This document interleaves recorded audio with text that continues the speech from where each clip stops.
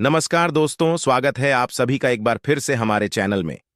दोस्तों, आप हमारे वीडियो का टाइटल तो देख ही चुके हैं कि श्री कृष्णा जन्माष्टमी के दिन ले आना ये 5 चीज घर भर जाएगा पैसों से। तो इस वीडियो को ध्यान से देखिए, ध्यान से सुनिए। अगर आपको समझ में नहीं आते तो कमेंट बॉक्स में कमेंट करके पूछ सकते हैं। दोस्तों, भादो माह के कृष्णा पक्ष की रोहिणी नक्षत्र में भगवान श्री कृष्ण जी ने जन्म लिया था। और कहाँ जन्म लिया था? तो मथुरा में जन्म और अष्टमी तिथि को जन्म लिया था।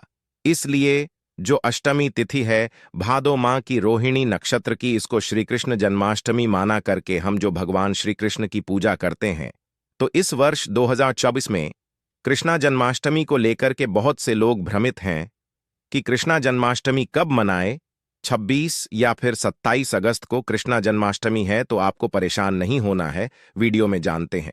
तो दोस्तों, जो 26 अगस्त सुबह 3:29 में यह भाद्रपद मास के कृष्णा पक्ष की जो है अष्टमी तिथि शुरू होगा, और अष्टमी तिथि की ही हम सब जो हैं कृष्णा मानते हैं। और इसकी जो समाप्ति रहेंगे दोस्तों 27 अगस्त को सुबह 2:19 पर होगी। 26 या फिर 27 अगस्त को कृष्णा जन्माष्टमी मनाएं। तो जितने भी गृहस्थ लोग हैं, जैसे कि हम सभी लोग जितने भी गृहस्थ हैं, 26 सितंबर को इस वर्ष 2024 में कृष्णा जन्माष्टमी मनाएंगे।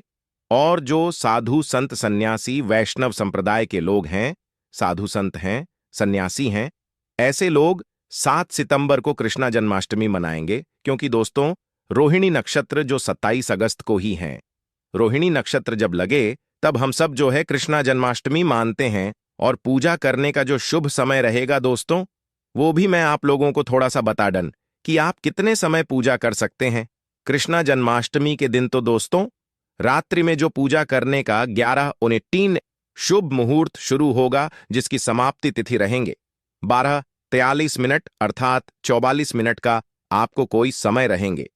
इस समय आप जो पूजा करते हैं भगवान श्री कृष्ण अतिशीघ्र प्रश्न होते हैं।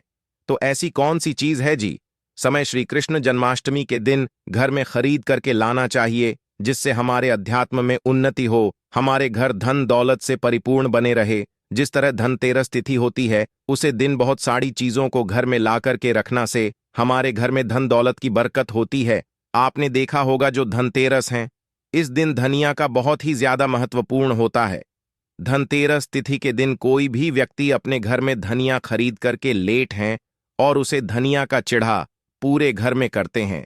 ये उसे धनिया को पूरे घर में छिड़कने के बाद उसे मिट्टी में डाल करके बोल देते हैं। जैसे जैसे उसे धनिया को खाना शुरू करते हैं तो व्यक्ति की आध्यात्मिक उन्नति होना शुरू हो जाते हैं। व्यक्ति घर में धन दौलत तेजी से आना शुरू हो जाते हैं।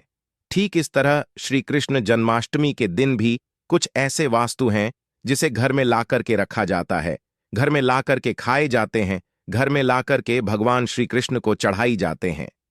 तो आज मैं आप लोगों को 5 ऐसे वास्तु के बड़े में बताऊंगा, जिससे श्री कृष्ण जन्माष्टमी के दिन कोई भी व्यक्ति ध्यान से श्री कृष्ण जन्माष्टमी के दिन कोई भी व्यक्ति से ला करके भगवान श्री कृष्ण को समर्पित करते हैं, तो ऐसे व्यक्ति के साथ जन्म की दरिद्रता, ऐसे व्यक्ति की कैसा भी परेशानी, बड़ा समय, सारे बुरे समय को, सारे परेशानी को भगवान श्री कृष्ण स्वयं हर लेते हैं। आप भी अगर भगवान श्री कृष्ण को मानते हैं, भगवान श्री कृष्ण के प्रति आपकी आस्था है, तो कमेंट बॉक्स में जय श्री कृष्ण सदा सहाय जरूर लिखना। और हाँ, वीडियो में आगे बढ़ाने से पहले अभी तक आपने हमारे वीडियो को लाइक नहीं किया है तो लाइक कर देना, और इस वीडियो को फायदे के लिए पूरा ध्यान से देखना, ध्यान से सुना कि जो जानकारी बताऊंगा, जानकारी समझ में नहीं आते, बाद में चल करके आपको समझ में नहीं आएंगे, तो इस जानकारी को किसी पेड़ कॉपी में नोट करके लिख लेना, बाद में चल करके यह जानकारी आपको आगे कम आएंगे। तो श्री कृष्ण जन्माष्टमी के दिन कौन सी ऐसी चीज है जिससे हमें घर में ला करके रखना चाहिए, जिससे भगवान श्री कृष्ण की कृपा प्राप्त हो। भगवान श्री कृष्ण को संसार के धन का धनपति कहा जाता है। जी हां मित्रों, जो धन देने का अधिकार केवल लक्ष्मी माता को है, परंतु किसके भाग्य में किस कितना धन देना है, यह अधिकार भगवान श्री विष्णु जी को है। और विष्णु जी ही भगवान श्री कृष्ण के स्वरूप हैं।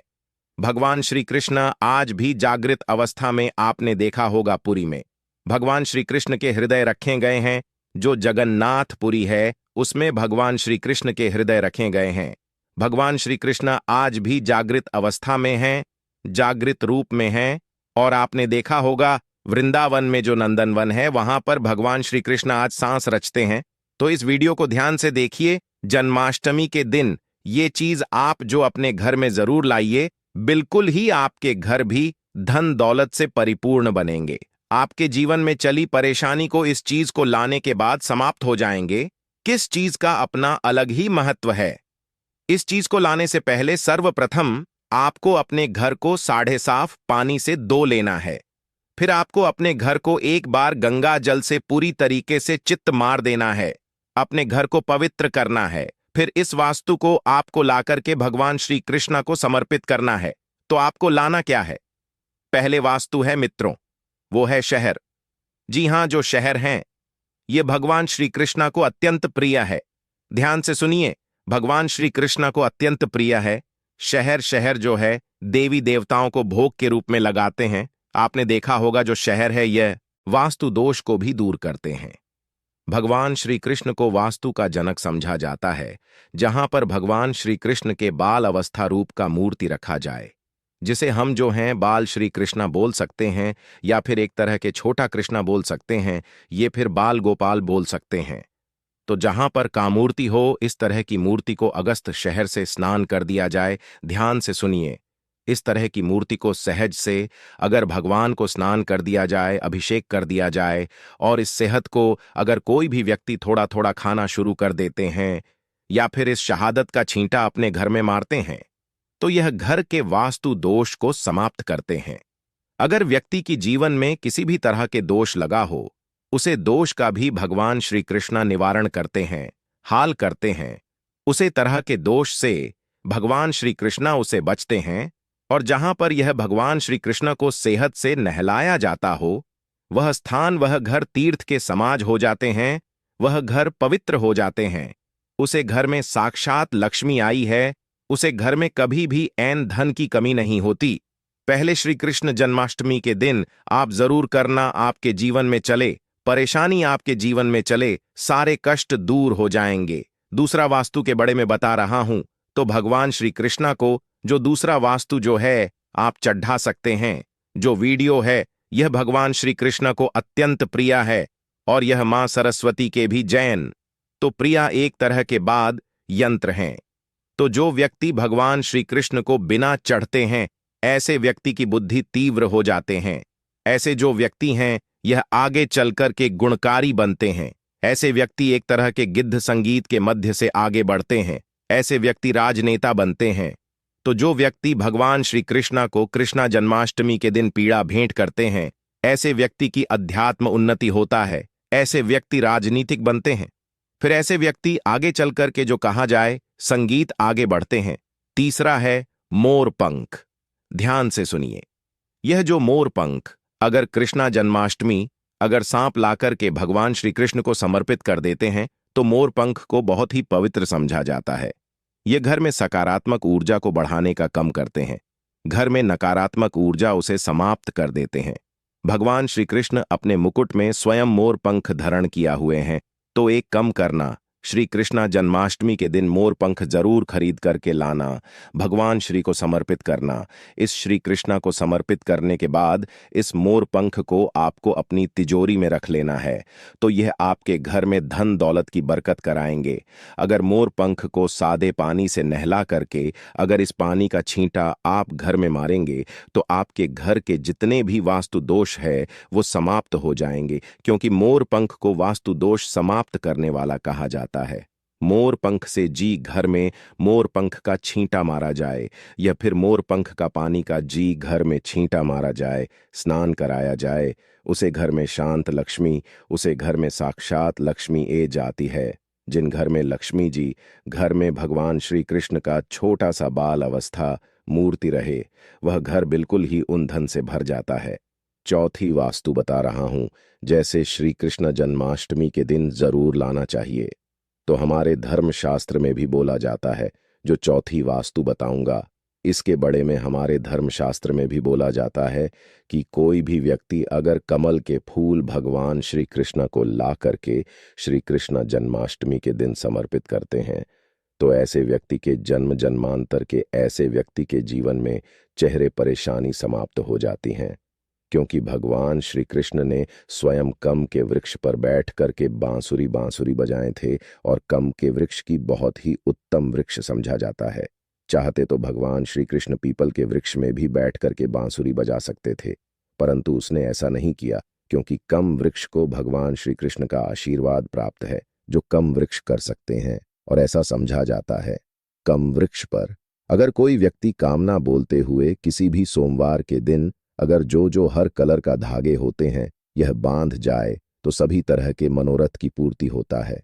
सभी तरह की जो परेशानी बोलते हुए बंधे तो उसका निवारण होता है।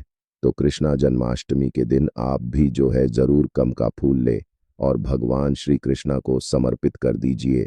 अंतिम वास्तु के बड़े में बता रहा हूं, यह अंतिम वास्तु नहीं, स्वयं भगवान श्री कृष्णा का ही स्वरूप है। तो आप जो है अगर आपके घर में बाल गोपाल नहीं है तो आप जो है कृष्णा जन्माष्टमी भगवान श्री कृष्ण के बाल स्वरूप बाल गोपाल अपने घर में लाकर के जरूर स्थापित करें। जहां पर भगवान श्री कृष्ण के बाल स्वरूप रहते हैं वहां पर समस्त देवी देवता इसके दर्शन करने के लिए आते हैं। आप भगवान श्री कृष्ण के जो बड़े स्वरूप आप जो हैं बैठे हैं उनके दर्शन करने के लिए नहीं आते, परंतु अगर आप भगवान श्री कृष्ण के छोटे से बस स्वरूप अपने घर में रह करके इनका पूजा करते हैं, यह बैठा देते हैं, तो समस्त देवी देवता इनके दर्शन करने के लिए आपके घर में आना शुरू कर देते हैं। आपको दिखाई नहीं देंगे, सुख स्वरूप में आते हैं। तो यह जो भगवान श्री कृष्ण के जो मूर्ति कहे जान वाले बस स्वरूप है, यह ला करके घर में स्थापित करते हैं तो आपके अध्यात्म उन्नति होगा, आपके जीवन में सारे परेशानी का निवारण होगा। कम करना, भगवान श्री कृष्ण के जो छोटे से आप मूर्ति लेंगे, बाजार से जो बाल गोपाल लेंगे, इससे डेली के दिन डेली जो है गंगा जल में थोड़ा सा स्नान कर देना या फिर सादे पानी से स्नान कर देना, और इसके स्नान किया हुए जो पानी है इसके चित्त पूरे घर में मारते तो आपके घर में नकारात्मक शक्ति वो समाप्त हो जाएंगे। आपके घर में किसी ने तंत्र बड़ा बुरी नजर बुरी शक्ति समाप्त हो जाएंगे। आपके घर में लक्ष्मी का बंधन होगा जिसके कारण लक्ष्मी आना रुक चुकी है। आपके जीवन में धन का भाव हो रहा है, कर्ज का भर बांट चुका है, तो भगवान श्री कृष्ण को नहलाएंगे। जो पानी यह पीना शुरू कर दीजिए, इस पानी के पूरे घर में छिड़कना है। आपके घर कुछ दिनों के भीतर में धन वैभव से परिपूर्ण बन जाएंगे और देखते ही देखते आप अपने घरों के आसपास में रहने वाले जो पड़ोस हैं, घर के आसपास में रहने वाले जो लोग हैं, उससे ज्यादा धनवान बनना शुरू हो जाएंगे। उससे जल्दी आप जो तरक्की पाना शुरू कर देंगे। तो हमने वीडियो में बताया कि श्री जन्माष्टमी के दिन ये 5 चीज अपने लाकर के घर में जरूर स्थापित करें। 5 में से पांचों चीज नहीं ला पाते तो कोई भी एक चीज ला करके अपने घर में स्थापित करें। इस लक्ष्मी की कृपा प्राप्त होगा, भगवान श्री कृष्ण की कृपा प्राप्त होगा और देखते ही देखते आपके घर जो धन दौलत से परिपूर्ण बन जाएंगे। आपके घर में किसी भी वास्तु का अभाव नहीं होगा। वीडियो समाप्त करने से पहले कमेंट बॉक्स में श्री कृष्णा सदा सहाय करें जरूर लिखे हैं। तो यह जानकारी कैसा लगेगा हमें जरूर बताना। मेरे वीडियो को टाइटल में देख ही चुके हैं कि घर में रखें। मूर्ति का प्रतिमा आता है दोस्तों, धन्य धन की वृद्धि आता है सौभाग्य। जी हाँ मित्रों, हम सजावट के लिए अपने घर में बहुत सारे मूर्ति रखते हैं, परंतु इनके बड़े में हमें पता नहीं होता। सजावट के लिए हम बहुत सारी चीजों को रखते हैं, वस्तुओं को रखते हैं घर में, परंतु दोस्तों कुछ ऐसी मूर्तियां होती हैं जिससे वास्तुशास्त्र में बेहद ही शुभकारी समझा गया। मूर्ति को रखना से घर में धन की वृद्धि होती है, सौभाग्य की वृद्धि होती है। घर में अगर किसी भी तरह की नकारात्मक ऊर्जा उसका नस हो जाता है, तो अगर आप भी अपने घर में चाहते हैं कि धन की वृद्धि हो तो यह मूर्ति जरूर अपने घर में रखना शुरू कर दें। इससे घर में वृद्धि होती है। वास्तु से जुड़े जो भी परेशानियां हैं वह भी दूर हो जाती हैं। जानकारी बताने से पहले अभी तक चैनल सब्सक्राइब नहीं की है तो चैनल को सब्सक्राइब जरूर कर लेना। हमारे चैनल का मकसद है सबका भला हो, सबका कल्याण पहले है। दोस्तों के घर में हाथी की मूर्ति जरूर रखा करें। अगर चांदी का ठोस जो बना हुआ हाथी की मूर्ति रखते हैं तो इससे जो है घर में धन की वृद्धि होती है आपने जरूर देखा होगा, महालक्ष्मी जो प्रतिमा रहती है उसके सामने में चांदी हाउस के सामने जो हाथी होता है वो धन की वृद्धि दिखाई देते हैं। धन वर्षा करते हुए बटुआ के मध्य से दिखाई देते हैं।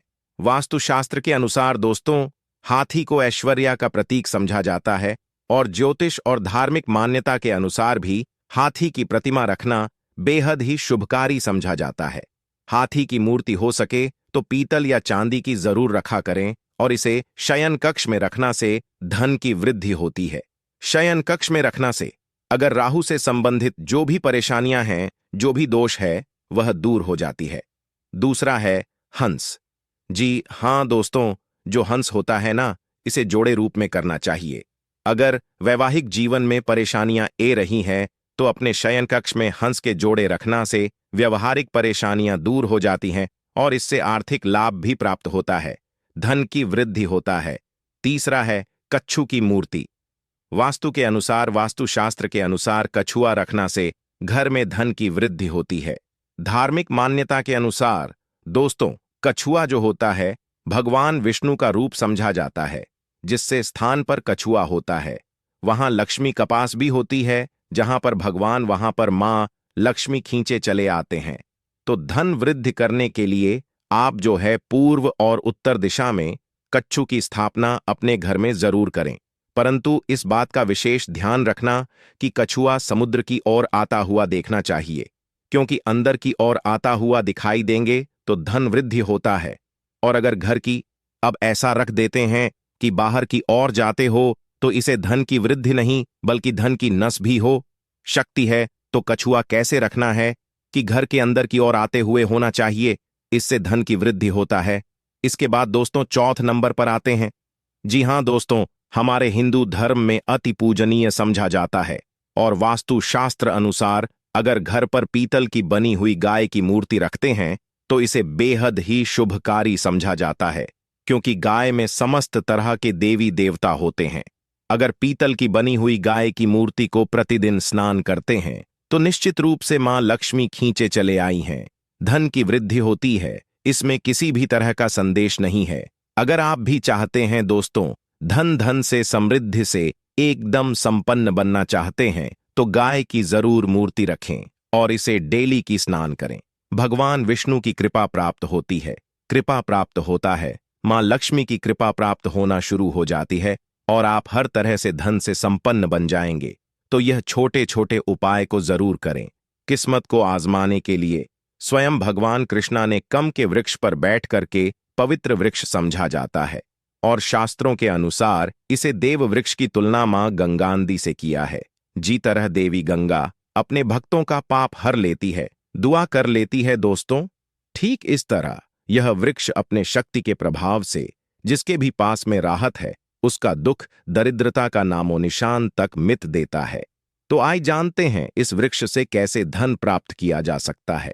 मित्रों, जानकारी बताने से पहले आप सभी से छोटा सा निवेदन है, छोटा सा अनुग्रह। चैनल अभी तक सब्सक्राइब नहीं किया है तो प्लीज चैनल को सब्सक्राइब कर दें